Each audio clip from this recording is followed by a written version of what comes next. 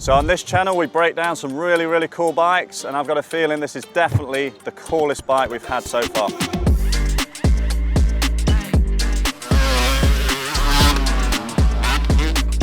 So as you've probably already realised, this is no ordinary 2006 RM250. It's got factory A-kit forks. It's got a billet rear shock as used by Travis Pastrana and people like that back in the day. It's just laced with so many cool parts, and I'm going to take you through it now. So a 997 bend handlebar, a little bit taller than what I'm used to, but again, really good modern size. X-trigs, now these forks are around the 2014 era, so the X-trigs to match, which then leads us to the rotor, 270mm oversized. We've got the XL rim on the Talon hub, but these are the cool things, the A-kit suspension. A really cool looking exhaust there, that's a full bilge pipe. We've got the VHM head, it's got a flywheel weight in it as well. It's got titanium bolt kit on, it's been dot wobbed a little bit, it's been into him, had some work done. Livery wise, Wyndham look with a 14. Fitting for the age, really nice with that little bit of red there, that pops. Full Hinson clutch as well, so nothing spared on this bike. Let's have a closer look at this shock. Billet rear shock there, as used by people like Travis Pastrana and Kevin Wyndham back in that era. Really cool bit of equipment that is, really excited to see how that feels. When we look around, a few extra bits here, we've got a lot of Pro Carbon on the bike. We've got the full titanium shock spring, which is cool, really factory. Nice little touch here with the RC cover. Compliments of Dot Wob there, that's one of his pieces. You can see with the fork feet, this is the full A-kit set up here. Nice Cycra front rotor guard there as well, so whatever you can think of, whatever you can name, it's got it, and I'm excited to get on this beast.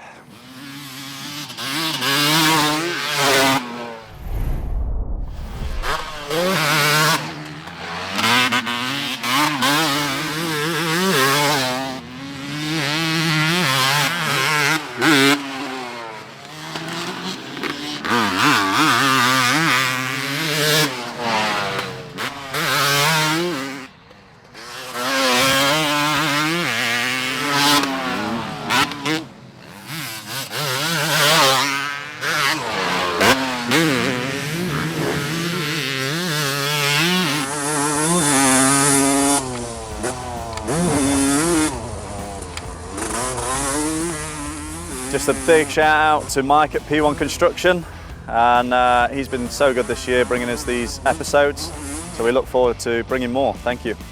The really good news is it rides just as good as it looks. Back last year in the 2024 VMXDN, this was the best Suzuki in show on the floor, so that says a lot in itself. The way this bike's been put together, top notch, and the quality of the ride is right up there as well. The front end, the suspension, quite a firm feeling actually, but a lot of punch off the bottom I found with this. Maybe the flywheel making it nice and kind of grunty, not too snappy, but you could pull third gear on it, and I just love that. I love bikes that you can pull third gear, and had no issues with that whatsoever. Compromise a touch of kind of, let's say, feel and grip, mainly on the front end, just because the suspension is quite firm, but it does encourage you to hit things quite fast.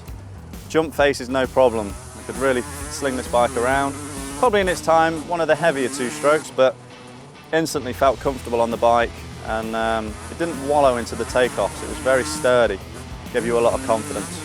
And I want to give a shout out to the owner, Justin Fromm, for letting me blitz his bike. It's all been freshly done. It's not been run for well over a year now, since the VMXDN. It was looking pretty. There's a couple of little scratches on it now, but he's a cool guy, he doesn't mind, and really appreciate the gesture of letting us rip it.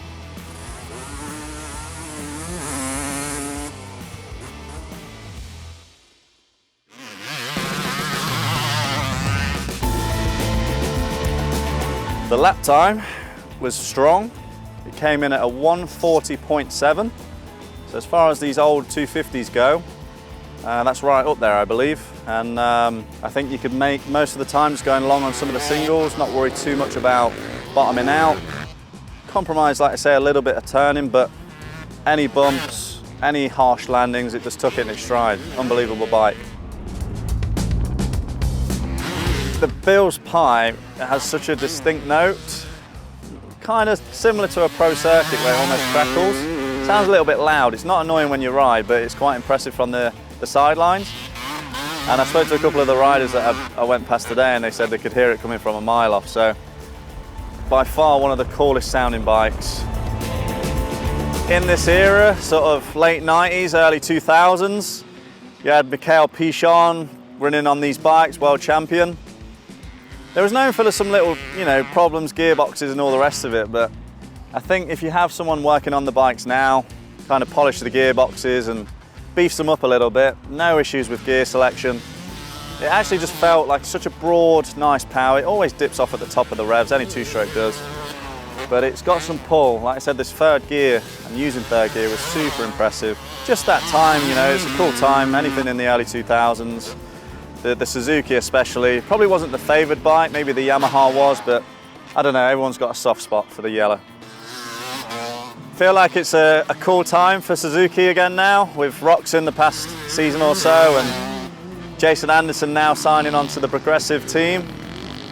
I don't know, there's just something about yellow, isn't there? You don't see them very often. To get them into this sort of condition and restored to this spec is even more sought after. So, I don't know, just pops, doesn't it? As a colour, it's eye-catching. The rims are in your face. The bike sounds fierce, and I don't know, it's just one of the coolest bikes I've ridden. That's the bottom line of it, really. So thank you for joining this episode of the Let's Talk Bikes YouTube channel. Back on the two-stroke. We've actually already got a two-stroke lined up for you in the next one, and it's a team bike.